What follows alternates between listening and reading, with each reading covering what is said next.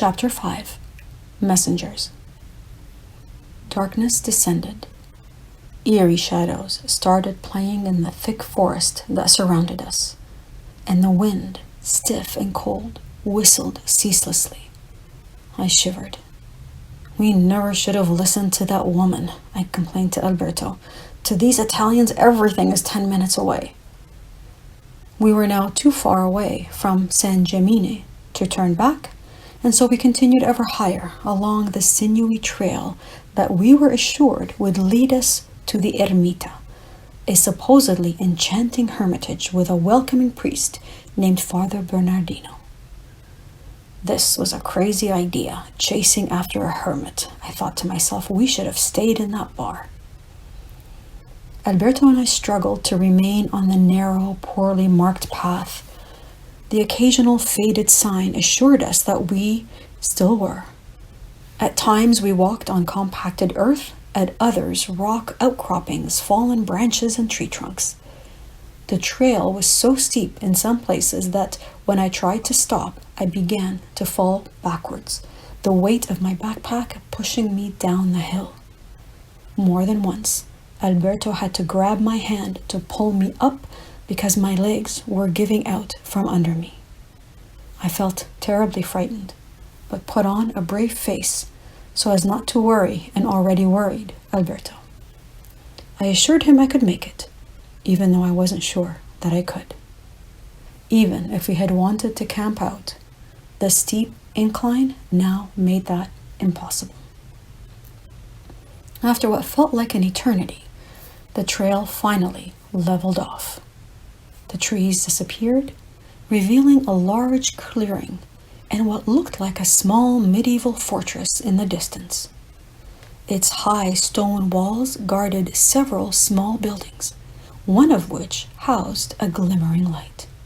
We whooped in exhausted exhilaration and hurried as quickly as our weary legs would allow. We arrived at a gnarled wooden door and rang the rustic handbell. No one answered. We rang again, this time more forcefully. Still no one answered. We rang and knocked, yelling "Buona sera" at the top of our lungs. But the howling wind carried our voices away, and the door remained firmly closed. We circled the building in search of other doors, but all to no avail. I leaned my head against the wooden door, defeated and hoarse. From around the corner, several dogs bounded out to us. Each was a different shade of white, and in the darkness looked like smiling angels. They brushed up against us and reached their heads into our hands. We stroked their backs and began repeating the word Bernardino, the name of the hermit, hoping they would lead us to him. But they seemed more interested in frolicking with each other than in helping two desperately cold and tired pilgrims. With dogs in tow, Alberto and I walked around the building once more, now looking for dog entrances. We couldn't find those either. "You go back to the main door and keep ringing the bell," Alberto suggested. "I'm going to throw some stones at the window of the room with the light on." "You're going to give whoever is in there a heart attack," I admonished. "Do you have any better ideas?" he shot back. I wearily shook my head and sauntered back to my post. After several more bouts of yelling and ringing, the wooden door slowly creaked open. I stepped back in surprise. From the darkness, a figure emerged and stood in the doorway. At the same time, Alberto appeared alongside me, grinning broadly. "Buona sera," the older man said in greeting, smiling in amused curiosity. He was dressed in well-worn Franciscan robes, cinched with a rope, and open-toed sandals. His gentle presence and kind eyes put me immediately at ease, but I couldn't help but chuckle at the shock of frizzy hair and the image of Albert Einstein it evoked. "We are pilgrims," I began, but he interrupted me, gesturing for us to come inside. We followed the presumed Father Bernardino to an inner courtyard while explaining that we were walking to Jerusalem for peace. Gerusalemme, he exclaimed. Bene, bene. We continued through dark corridors and more dark corridors until we arrived at a simple wooden door. No lights, no water, he explained, entering the room and lighting several candles. When finished, come eat, motioning with his hands for us to eat. With our sincerest thanks, Alberto followed Father Bernardino to get water from the well to flush the toilet, while I lit a few more candles and explored our surroundings. In the small kitchen where I stood were an antiquated gas stove, a sink, and well-worn cabinets that I saw were stocked with mismatched plates, cups, and cutlery. With candle in hand, I walked into the adjacent room and felt as if I had stepped into a cave. The ceiling was low and domed, the white stone walls marked with tiny little niches and crevices that delicately housed the remains of partially melted candles. Rustic chairs, end tables, and several small beds and blankets completed the intimate space. I lit whatever candles I could find and placed them in the niches. Soft shadows danced along the walls. I felt embraced by a warm, loving energy that defied words. My entire being stilled. Although we had just walked several challenging kilometers, my body felt strangely energized. I heard Alberto thanking Father Bernardino and then cleaning up in the washroom. I quickly refreshed my body with wet wipes, imagining how cold mountain water would feel. That bathroom is pretty primitive too, Alberto joked coming into the room. By the way, the water is freezing. I laughed with him and finished putting on my clean socks. Your idea to throw the stones at that window was a good one after all, I teased. Alberto chuckled. I was going to throw the stones like I told you, but then thought I might break the glass and frighten him even more. But luckily I found an elevated spot not far from the window, and I stood there, waving, praying that he would see me. And he eventually did. I thought he would be terrified, but no, he just stared at me with amusement. I put on my best smile and I waved again. This time he smiled back and he motioned for me to wait. I'm still amazed at how calm he was.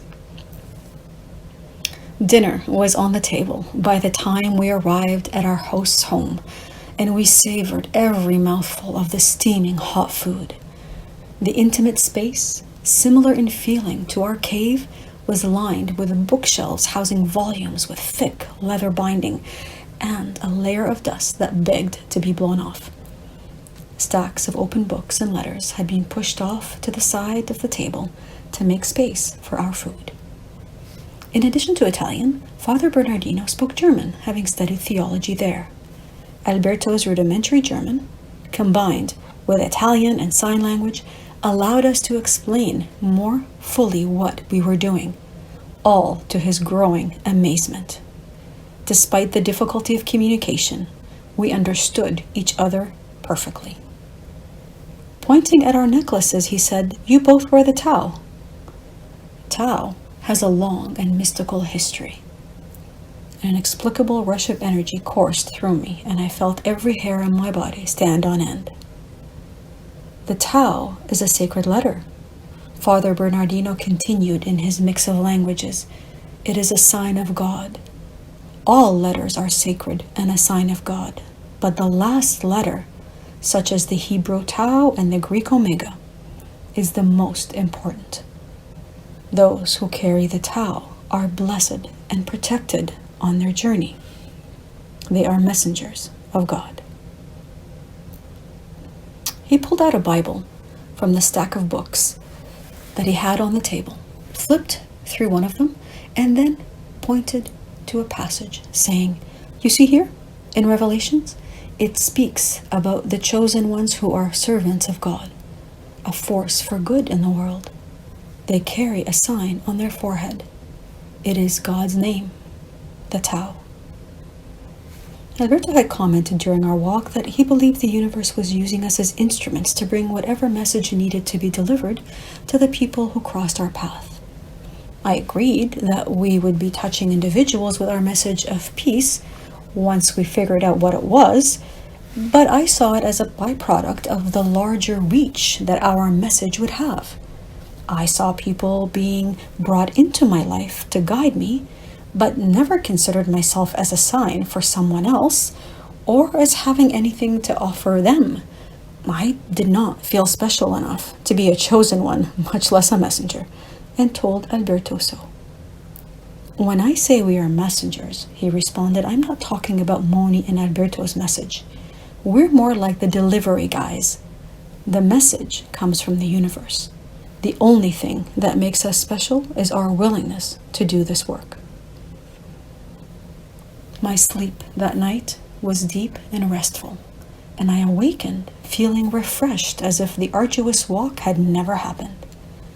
Alberto commented that he felt surprisingly revitalized as well. We couldn't explain why. After a hearty breakfast, Father Bernardino offered to accompany us back to the main road, and we accepted. Recalling my Lebanese heritage, he stepped out to point out the curious presence of a Lebanese cedar that was planted there many centuries earlier by Italian sailors who were returning from that land, adding that the town of San Gemine was named for a beloved Syrian monk who lived there. I didn't know what to make of all of this.